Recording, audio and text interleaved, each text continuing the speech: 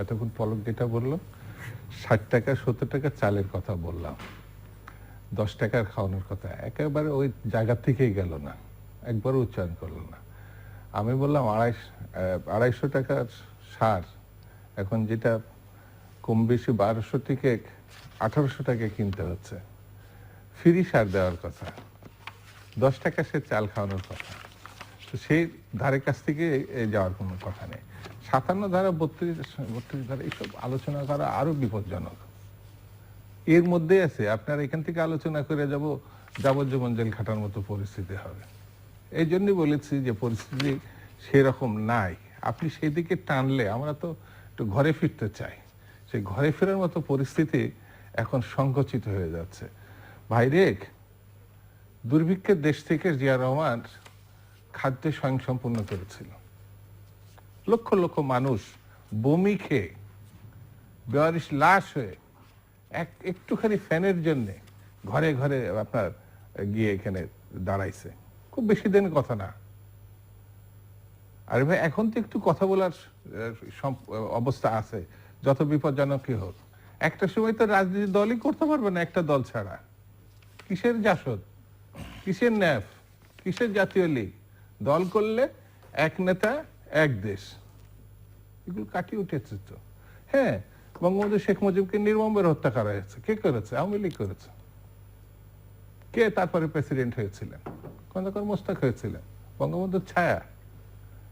40 জন সদস্যের মধ্যে 39 জন ছিল আওয়ামী লীগের জাতীয় সংসদের সদস্য, একজন ছিলেন কুষ্টিয়ার আলতাফ হোসেন, মুজাফফরনগরের সেক্রেটারি। 40 জনই বঙ্গবন্ধু শেখ মুজিবের হত্যার পরে, নির্মম হত্যা, ইতিহাসে ভয়াবহ হত্যা, কারা করেছে? হ্যাঁ, আমি পলকের সঙ্গে একমত। সেই খন্দকারের মোশতাকের জামানায় কারফিউ দিয়ে দেশ চলেছে। একটু নামগুলো বলতে হবে তো, লজ্জা পাওয়ার কিছু নেই তো। বিএনপি খারাপ কাজ করলে লজ্জা পাবো কেন?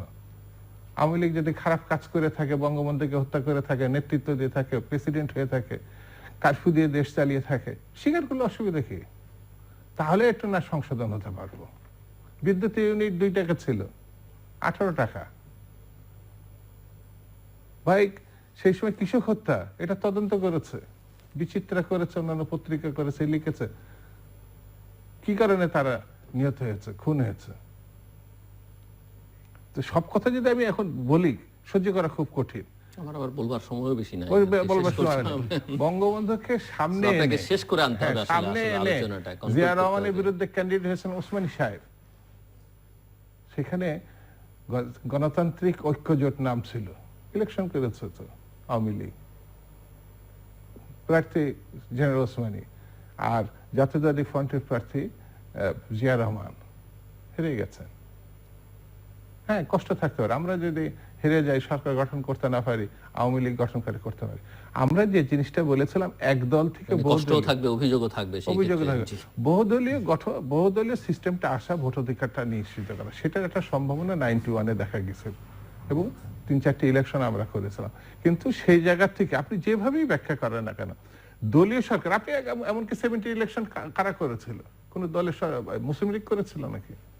সামরিক সরকার আন্ডারে হয়েছিল 70 ইলেকশন, এবং নিরঙ্কুশ জয়লাভ সেই সময় কিন্তু আওয়ামী লীগের পক্ষ থেকে শেখ সাহেব হয়েছিলেন।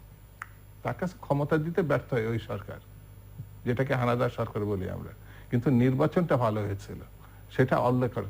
সেই জন্য সেই 90 থেকে যেগুলো যে দৃষ্টান্ত আসে, সেই দৃষ্টান্ত যখনই যে সরকারটা হয়েছে, সেই সরকারটা দলীয় সরকারের বাইরে যখন হয়েছে, এখানে যে দৃষ্টান্তগুলো সে বলেছে, আমি এক এক করে সময় থাকলে জবাব দিতে পারবো না, এখন জবাব। তবে সর্বশেষ কথা হচ্ছে, স্বাধীনতা 46 বছরের মধ্যে এসে দাঁড়িয়েছে। যে সাফল্যের গুলো কথা বলেছে সত্য হয়, যদি রূপকথা না হয়ে থাকে। সত্য হলে পরে নির্দলীয় সরকারের অবস্থান থেকে নির্বাচন করতে অসুবিধা কি? বঙ্গবন্ধুর ছবি লাগাবেন, প্রধানমন্ত্রীর ছবি লাগাবেন, আওয়ামী লীগের সাফল্যের কথা বলবেন, জাতিকে যে কেউ। আমরা বিড়ালের হাত থেকে বাঁচতে গিয়ে বাঘের হাতে পড়েছি, সেটা হচ্ছে 57 ধারা আর 32 ধারা। সবকিছু সংকুচিত করছে, অধিকারগুলোকে সংকুচিত করছে। একটা সভা করতে পারে না বিরোধী দল, সংগঠন করার অবস্থা নেই। ওই যে পুলিশ বলেছে না, আপনার মাছের রাজা ইলিশ, দেশের রাজা পুলিশ, সেটাকে এই আইনের মধ্যে আরো পাকাপোক্তভাবে প্রতিষ্ঠা করা হলো। পুলিশ আমাদেরই সন্তান। আপনি যদি বাঘকে খাঁচাবন্দি না করেন, আইনে যদি নিয়ন্ত্রণে না আনেন, ভয়ঙ্কর হতে পারে। পুলিশ কেন, যে কেউ হতে পারে। সেই জন্য চেক ব্যালেন্সের একটা ব্যাপার থাকতে হবে। আমি কোনো জায়গায় মানে আমি বিচার পাচ্ছি না, আমি কোর্টের কাছে যাবো, কোর্টেও বিচার করতে পারে না, তখন তো এটা আল্লাহর বিচারে চলে যায়, মানুষ তখন অসহায় হয়ে পড়ে। সেই জন্য আমি বলবো যে রাজনীতি হওয়া উচিত বেসিক্যালি মানুষের জন্য, মানুষের অভাব অভিযোগ, মানুষের স্বার্থে, মানুষের কারণে রাজনীতিটা হতে, সেটা সেই জায়গাটা এখন নাই। আমি যেমন বললাম যে এখন কথা বলার মতো পরিস্থিতি নাই।